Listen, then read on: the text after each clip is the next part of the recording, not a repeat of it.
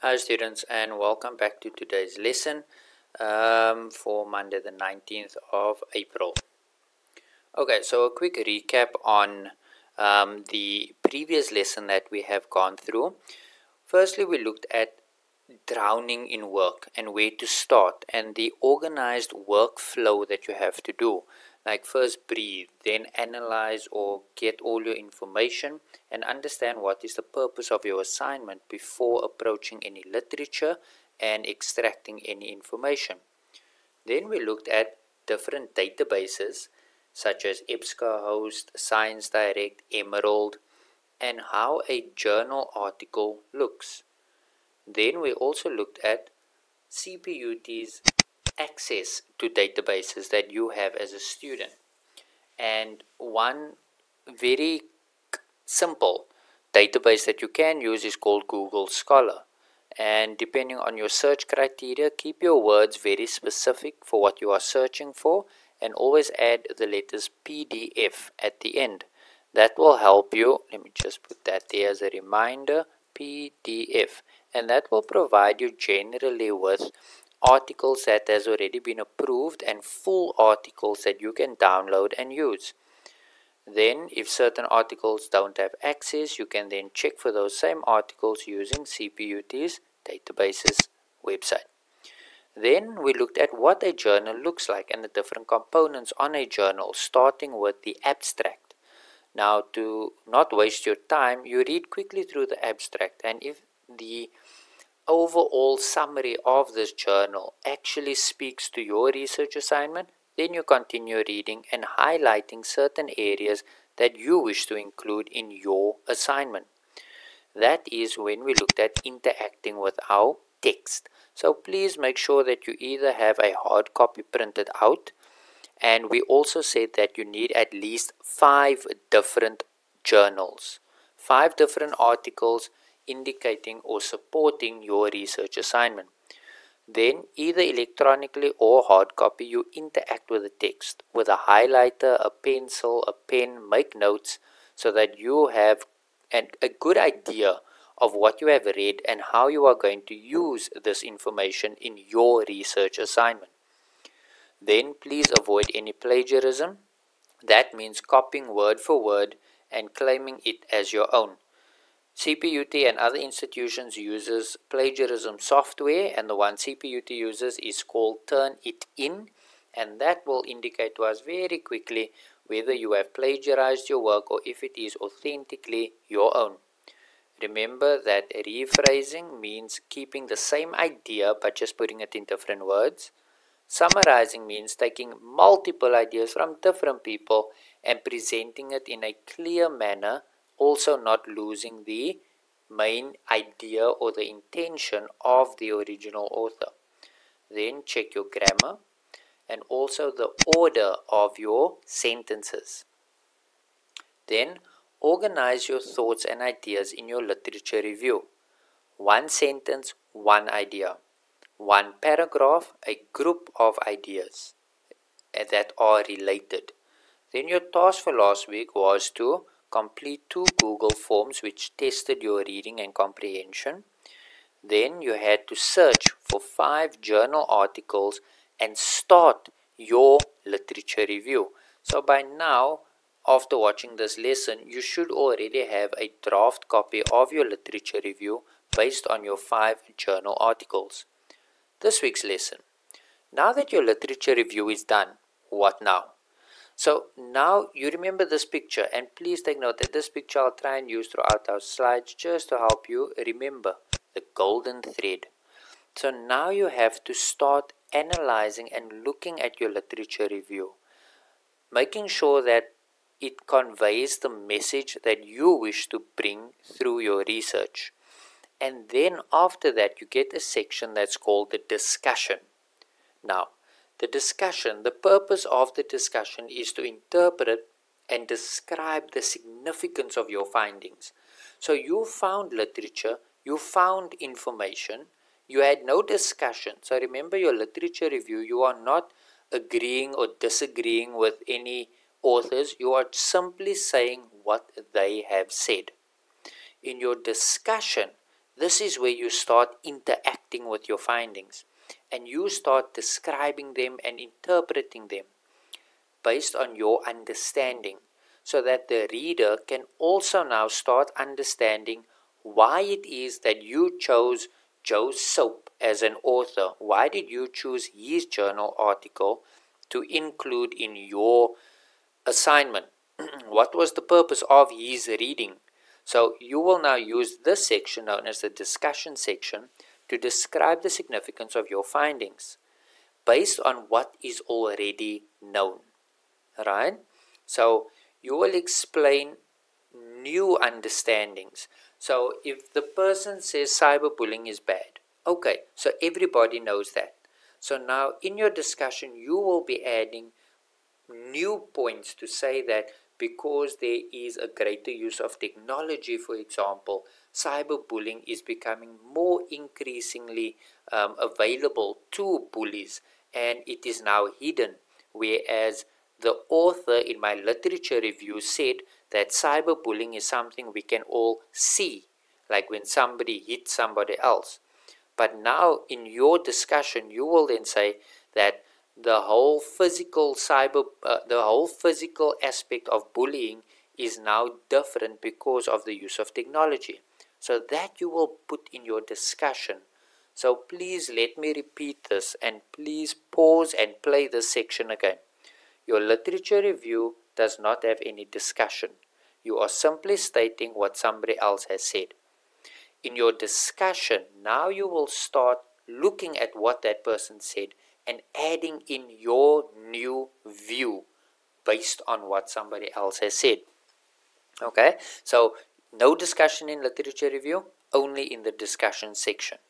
So your discussion will connect the introduction. So remember your previous task that you did, your background and introduction, why you are doing this research, why is it of interest to us as the reader, why should we bother reading your work? So the introduction is now connected with your discussion by way of the research question. So now you start seeing everything come together. So your introduction, your aim, your research question, your objectives. Now you will start looking at your sub-questions. Were all my sub-questions answered? If you have any sub-questions or main research questions that was not answered in your literature review, your assignment is basically, there's no point to your assignment. So please take note that I will be checking your research aims, your objectives, your research question and your sub-questions. And I'll be checking if your discussion and literature review answered those questions. And if you achieved your objectives and aim of your research based on your discussion. So these parts all tie in together. Think of it as a motor vehicle. I cannot drive a motor vehicle if my tires are on one side of the planet and my exhaust is on another side and the engine is on another side and the steering wheel is on the opposite side of the world. You need to have all those components together in one working order for you to understand that this is a car and this is how it works. The same with your research. Your research question, your objectives, your aims, your sub-questions, your problem statement, those are all parts of a car. And you have to now put them all together and present them in your discussion and now the conclusion, which we will look at next.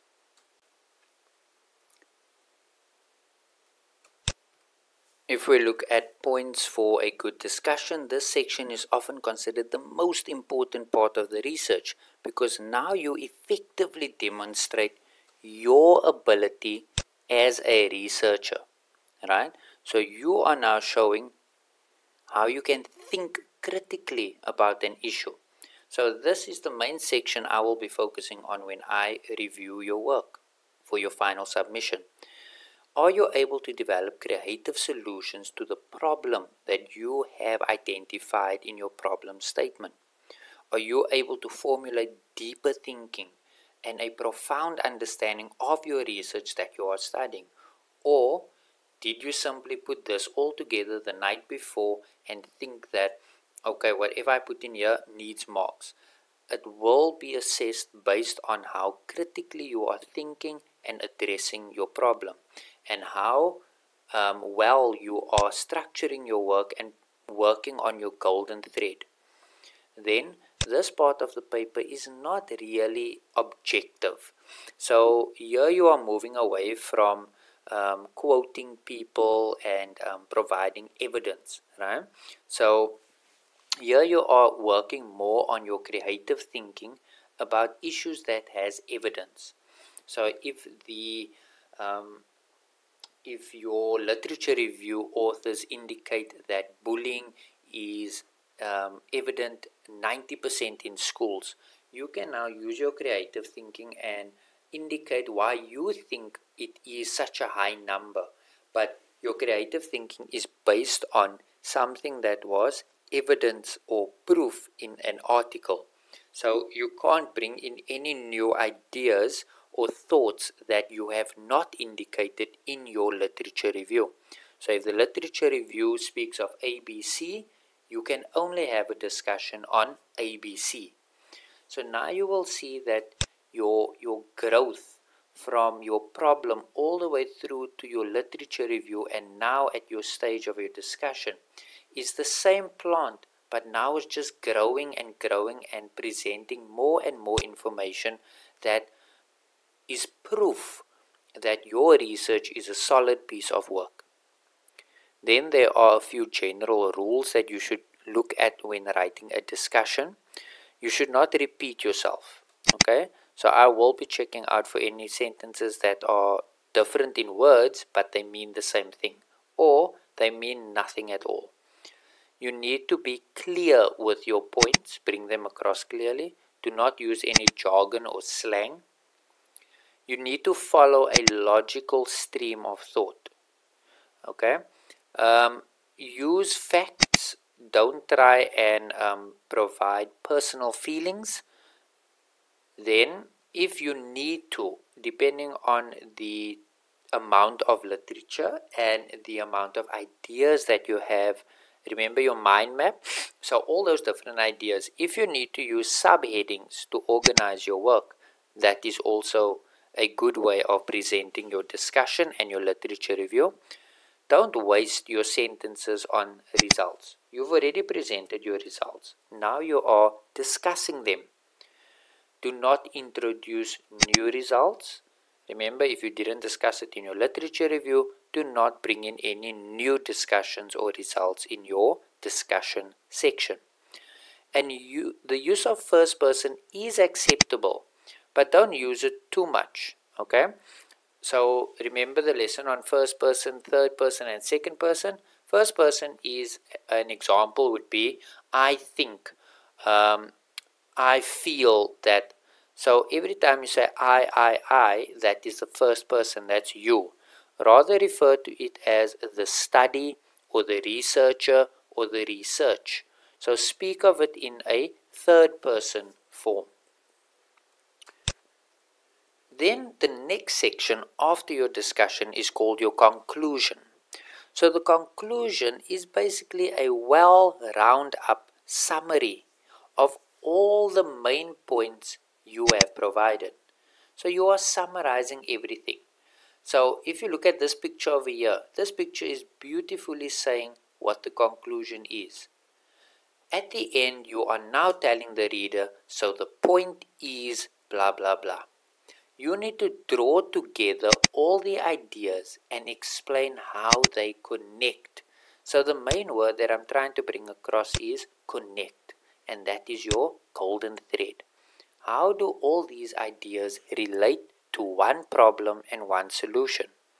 And then show how you have answered your question. So I will be checking your main research question and your sub question and ensuring that you have answered them through your research. This is an example of a conclusion which I got from Academic English UK. Your conclusion consists of 3 parts. First, blue, red and green, so they color coded it beautifully for you to see how to present it. So in the beginning, the blue meaning thesis, you are just restating your title, for example.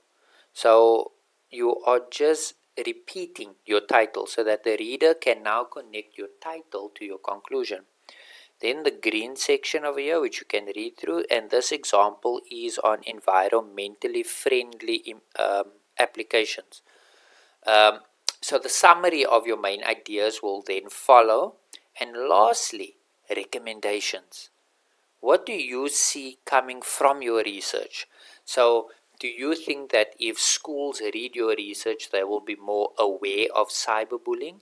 Do you think that after your research, other schools need to do the same type of research? Do you think that after your research, that new ways of looking at bullying needs to be done? So you need to provide your recommendations. And please don't put them all in one paragraph, separate them. So the blue will be in one paragraph, your green will be in your second paragraph, and the red will be in the third paragraph. So that's an example which you can read through regarding conclusions. And don't only use this example, please do your own personal research as well. And also your literature review, the articles that you have downloaded, they also have conclusions. So read through them and understand how conclusions are written and the academic English language that is used. So here are a few examples of phrases that you can use in your conclusion. And I got this also from academicenglishuk.com. If you are concluding, you can start off with in conclusion, to conclude, or to sum up. If you are with your recommendations, you can say the evidence suggests that. Please don't say you must do this, you must do that. It's a suggestion or a recommendation. You can also say therefore it is recommended that blah blah blah. If something is regarding government, so education is regarding government, which is the Department of Education, there you can use government should or government could, blah blah blah. Then if you are predicting something, you can use any of these phrases, and if there is a solution, you can use these phrases. But I would strongly suggest not to use any solutions because your research is not solution driven. You could recommend a solution, but you are not providing a solution. So you wouldn't use sentences like, if we have less computers in the schools, that will solve cyberbullying. It won't solve cyberbullying. You may think it will solve. So you could indicate that having less technology access at schools could reduce the amount of cyberbullying. But you won't provide solid solutions yet, because to provide solid solutions you need to do very long studies. Okay, and here's again an example of a conclusion which we went through. I think, yeah, it's a repeated slide. So that's conclusion, that's phrases. Let me delete this slide while we're doing the video. Delete, that was a duplicate. Now, in the end, think of it as a car. You're bringing everything together with your discussion and your conclusion, right? Over here. So I'm going to just put this maybe in a different color so that we can distinguish between the other areas. Right. So you provided your aim. You had your objectives of how to achieve the aim. You provided the problem that you want to research. You went to go and research what other authors have said through your literature review. You had a main research question. What question are you looking to answer through your research? And you had sub-questions to help you answer the main research question. Now you are in the workshop with your discussion and your conclusion, and you are putting all this together, right?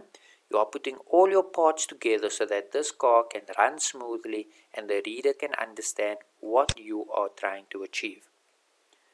Please mind your language. Grammar and spelling will also be checked. You do not use your Mixit or WhatsApp or Facebook language or social media language. You use academic vocabulary. So these examples are examples that I have often come across in emails and WhatsApps. I do not want to see them in your research assignment. you use your full words and make sure that it complies with academic guidelines. Then, a good suggestion would be, once you are done with your research, give it to a friend. Give it to somebody that you trust, somebody that will provide value to you. And don't be shy of mistakes. We all make mistakes. Even the best academic researchers make mistakes. And be in the company of people that argues your point, because that is how you provide more solid and strength in your research. So if one of your friends reads your assignment and says, "But I don't understand this," it could be that you are not using clear enough language. So if you give it to a friend, and I will suggest, give your assignment when it's done, give your draft copy to 2 best friends. But not best friends that's going to say, "Yeah, this is awesome, this is good work." Give it to somebody that you don't know. Give it to somebody that is going to provide value. When the person asks you questions, write the question down. If you can answer it immediately, do so. But if you are not able to, that means that you have to revise your assignment. You have to re-look at your assignment and see how you can simplify your language to make it more understandable. Maybe you have used or neglected to use certain words, and now the reader is just confused. This will help you achieve a much better assignment when you submit your final assignment on the 2nd of May. So, do yourself a favor, when your assignment is done, print it out, give it to 2 friends, or send an email to 2 friends and have them review it within a day or 2 and send you feedback. Your task for this week, you have to now prepare your discussion and conclusion, your draft discussion and conclusion. Please review and do spell checks and grammar checks and your sentence structure. Use the prescribed document, and your discussion must be between 150 and 200 words maximum, and your conclusion must be between 75 and 100 words maximum. Again, here's your checklist of all your tasks that you had to do from the beginning. We have an open space here by number 7, and that will be our lesson next week on references. Just to give you an indication again, this will be your task document. I will send it through to your class representatives to send to you with today's lesson. It starts off with the declaration of authenticity. So no other format will be accepted, only this format. When you get your template, please double click in the header, change the name and surname, change this to your student number, and please put in the date, the month and the year when you are submitting your work. Please use this format. Do not change anything, only change the information to your information. When you are done, you will insert your name and surname over here. Then you will insert your student number, so you will highlight and replace this over here and insert your student number. Over here you will insert your signature. So if you have an electronic signature, you can insert it over here, or you can just type your name again and change the font. And then over here you will insert the submission date. So remember, no assignments will be accepted before the 2nd of May. If you are done, you may submit, but remember to review your work and double check that you are happy with your submission. So this declaration page needs to be completed. If it's not completed, your assignment will not be marked. Or I will mark your assignment, but I will deduct marks, 1 point for every section that's not. So if I don't see your name and surname, 1 mark less. If I don't see your student number, -1. If I don't see your signature, -1. And if I don't see the submission date, -1. So please don't give away easy marks. Then you will have your mind map. Now please remember that this is a template. A template meaning you can change this. So if you already wrote your mind map out on a piece of paper, make sure that you take a photo and insert the image over here. You then will delete my mind map, and these shapes that I've put in, just delete them and put your mind map. Or you can use this version. Idea 1 will go there, idea 2 over here, idea 3, and maybe idea 4. But if you only have 3 ideas, then leave the 4th one blank. But this section must be evident. Then your template will start. You will just click inside this block over here, and then you will start typing up your title. Then you will click in this block and do your introduction, and check in light gray. I have an indication your title between 8 and 10 words. Your introduction will only be 200 to 300 words. Your problem statement only 50 words maximum. So please take note of that, as I will check the word count. So you will just type your work in the appropriate section: main research question, aim, sub-questions, and objectives. Then last week's work was your literature review between 500 and 700 words. And then this week will be your discussion and your conclusion. 200 words maximum, and your conclusion 100 words maximum. The reference will be our last section or our last lesson for this semester. So you can hang on to that, don't complete that section, and you can fill in everything else. Once you are done, send it to 2 friends to have it reviewed. Okay, so I'll send this document through with your class representatives and this lesson. That's the end of today's lesson. If you are watching this video, awesome. If not, if you are doing the PowerPoint, I will provide a link over here to access the video version. I look forward to receiving your queries, tasks, and your feedback. Remember, solutions before problems or excuses.